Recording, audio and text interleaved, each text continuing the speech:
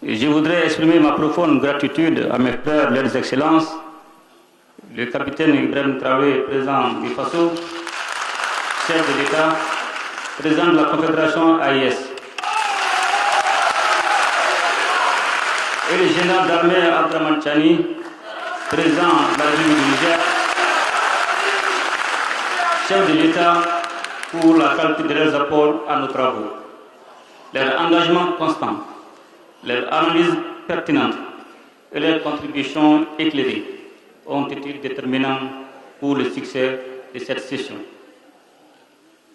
La richesse de nos échanges nous a permis de revisiter l'ensemble des actions réalisées dans le cadre de la mise en œuvre de la feuille de route de l'A1 de la Confédération que nous avons définie de manière collégiale et d'esquisser avec clarté la responsabilité et les perspectives à venir dans le domaine de la défense et de la sécurité, du développement et de la diplomatie, tant au niveau régional qu'international. Je me réjouis de la volonté de son Excellence, le capitaine Ibrahim Traoré, président du FASO et président de la Confédération, de poursuivre les actions mises en œuvre de la feuille de route de l'A1. Cette feuille de route de la Confédération doit rester notre boussole et guider nos actions tout en lui donnant une nouvelle impulsion. Sous le leadership de son Excellence, le capitaine Ibrahim Traoré, président du FASO et président de la Confédération, à travers la mise en œuvre des projets et programmes prioritaires et la poursuite des actions permanentes qui y sont inscrites. Notre Confédération est aujourd'hui une organisation intergouvernementale dotée d'acquis majeurs, une architecture de défense collective opérationnelle, une dynamique d'intégration économique en construction et une action concertée en matière diplomatique. L'AES est désormais une réalité politique et géopolitique dont la voix compte sur la scène régionale et internationale. L'ancrage profond dans les réalités sahéliennes, fondé sur les aspirations de nos populations, notre solidarité, notre héritage culturel, notre sens du sacrifice, notre résilience collective, ainsi que l'accompagnement constant de la jeunesse sahélienne et panafricaine nous a permis de faire face à de nombreux défis, en particulier en matière de sécurité, de lutte contre le terrorisme et le développement. Excellences, Messieurs les Présidents, Mesdames et Messieurs, distingués invités, les succès enregistrés par nos forces de défense et de sécurité dans la lutte contre le terrorisme confortent pleinement notre choix historique, celui de prendre en main notre propre destin et d'affirmer notre souveraineté pleine et entière. Je tiens à les rendre un vibrant hommage pour leur action quotidienne sur le terrain, action parfois menée au prix du sacrifice ultime pour préserver l'unité et l'intégrité de nos territoires ainsi que le bien-être de nos populations. Aujourd'hui, nous pouvons le dire avec force, la paix a changé de camp. Les terroristes sont traqués jusque dans leur dernier retranchement, en dépit des appuis persistants dont ils bénéficient de la part des sponsors internes et externes.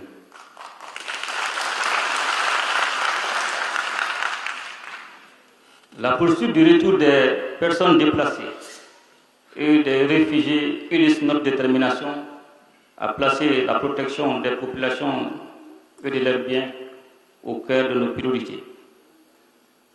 Le mouvement favorise également la restauration de la cohésion sociale et le renforcement de l'entente entre les communautés. La création de la force unifiée constitue à cet égard l'une des manifestations les plus éloquentes de notre volonté commune de mutualiser nos efforts et de relever ensemble les défis sécuritaires dans un contexte régional exigeant. Je voudrais, à cette occasion, réitérer mes remerciements aux pays amis pour leur coopération et leur soutien multiforme à la paix, à la sécurité et à la stabilité de notre espace confédéral. Excellences, Monsieur le Président, Mesdames et Messieurs, distingués invités. Sur le plan du développement économique et social, en plus de la définition des politiques et programmes communs, des résultats concrets ont été enregistrés. Nous venons de procéder à l'inauguration et au lancement de plusieurs outils structurants pour le développement et la communication au sein de notre espace, notamment la Banque confédérale, la télé de l'AS. Ces instruments vont contribuer sans nul doute à renforcer notre souveraineté financière, à promouvoir notre identité culturelle et à valoriser notre vision commune sur la scène africaine et internationale. Le plein aboutissement de ces initiatives appelle à un espace libéré de toute entrave à la circulation des personnes et des biens. Objectif désormais en voie de réalisation au sein de l'AIS, matérialisé par la mise en circulation du passeport et de la carte biométrique AIS.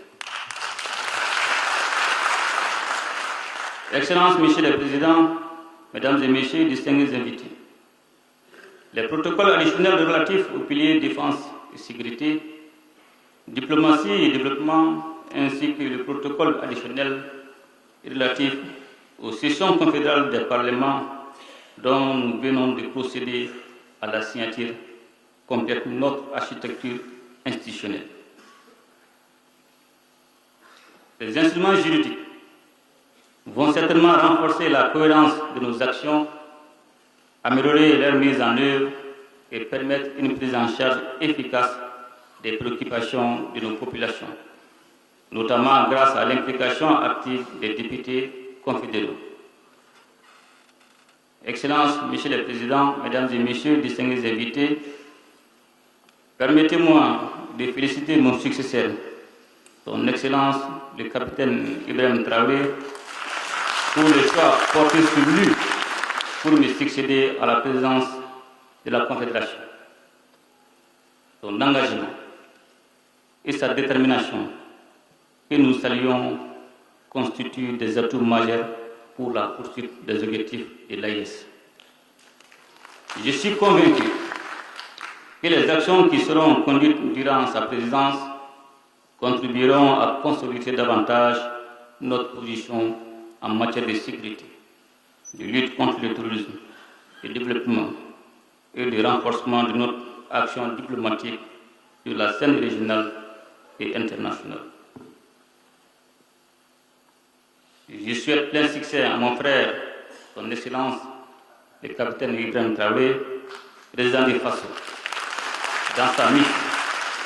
Et je l'assure de notre accompagnement constant pour la réalisation des objectifs de la Confédération. Excellences, Monsieur le Président, Mesdames et Messieurs, distingués invités, l'AIS poursuit sa marche résolue vers l'émancipation et la prospérité.